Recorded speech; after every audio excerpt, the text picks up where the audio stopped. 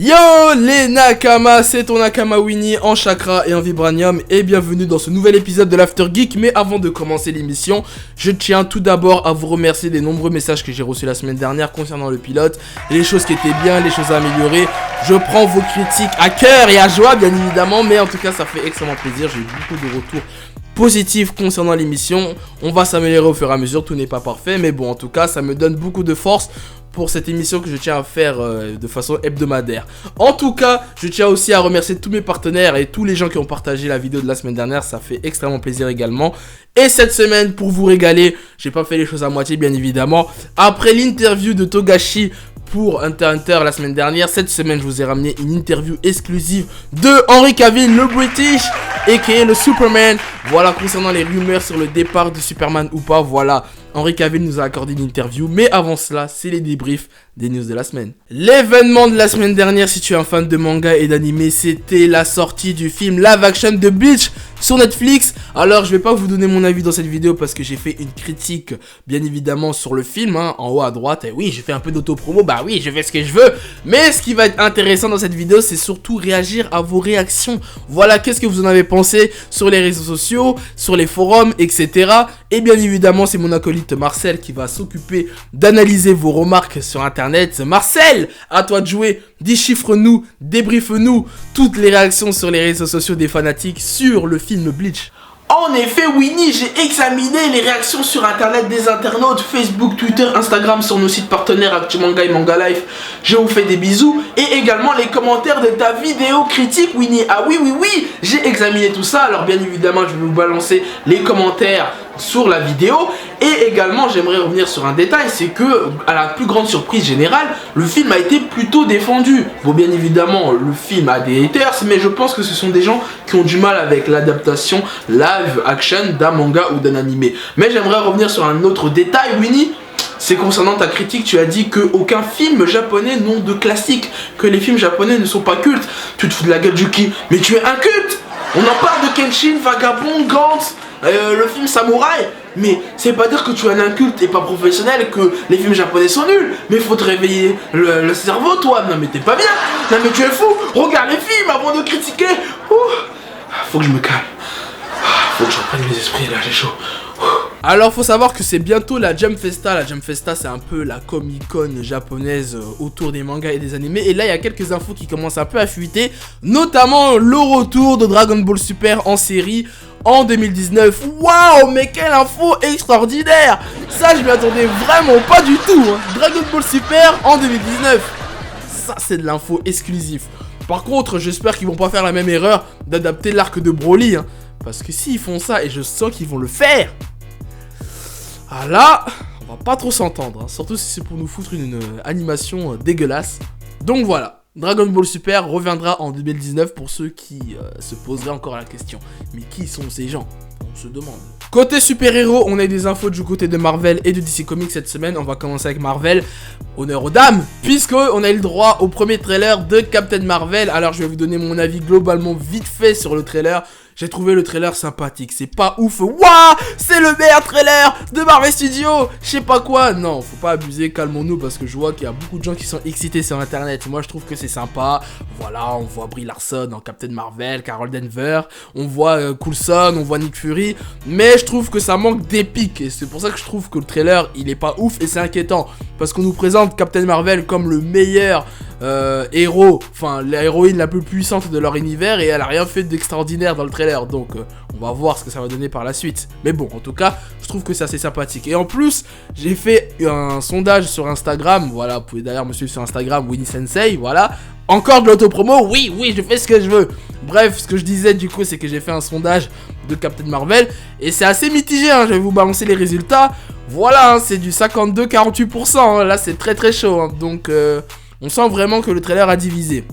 Mais ce que je retiens de ce trailer, c'est une scène mythique par contre, c'est la scène où elle frappe la vieille dame dans le métro. Bon, je sais très bien que c'est un métamorphe, qu'est-ce que je raconte? Un Skrull. Voilà, c'est un Skrull, on va pas se mytho, mais moi ça m'a fait rigoler. Attends, c'est comme quand tu veux rentrer dans le métro, voilà, tu rentres du boulot ou de l'école, voilà, tu veux prendre le métro et tu vois que une personne, elle te regarde debout en train de galérer. Ah oui, patate. Et voilà. Qu'est-ce que t'as? Maintenant tu me laisses ta place. Non mais oh. Et par contre j'aimerais revenir sur un truc. Il y a une polémique concernant Captain Marvel. Je vois des gens sur internet qui disent oui, Captain Marvel elle sourit pas, c'est n'importe quoi. C'est what the fuck? C'est quoi encore ces polémiques de merde? Moi je vais vous dire un truc. Déjà vous-même souriez aux gens. Souriez aux gens avant de critiquer les autres. Vous souriez jamais, je vous demande l'heure. Vous souriez pas, je vous demande une direction. Vous faites je sais pas dans la rue, hein? Alors avant de critiquer les autres, regardez-vous dans le miroir. Bref, polémique de merde, c'est n'importe quoi. Et du côté de DC Comics, on a eu le droit à des premières photos de Joaquin Phoenix en Joker et aussi un petit teaser du film Joker qui va sortir en octobre 2019, je le rappelle. Donc oh non frère, ah non, pas un film sur Jared Leto, là ce couillon, ce cassos, il était trop nul en Joker frère. Ah non, c'est pas Jared Leto, hein, c'est un autre acteur, Joaquin Phoenix. Comment ça, Joaquin Phoenix, il est passé où l'autre couillon là de Jared Leto frère? Bah je sais pas, hein. C'est pour leur univers S-World qu'ils veulent faire ce Joker. Westworld? Non, pas Westworld, S-World.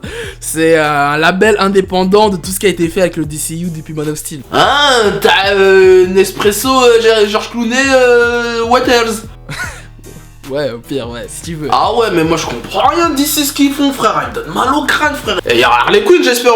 Ah non, Harley Quinn, c'est sûr qu'elle sera pas dans le film. Mais t'inquiète pas, Harley Quinn, je vais la revoir très bientôt. Eh, moi je vais me toucher la nuit sur quoi frère? Eh, moi je boycotte le film frère. Eh frère, moi ça va pas mettre 11 € au cinéma pour rien. Ah, moi ça va tourner le streaming, tu connais les bails.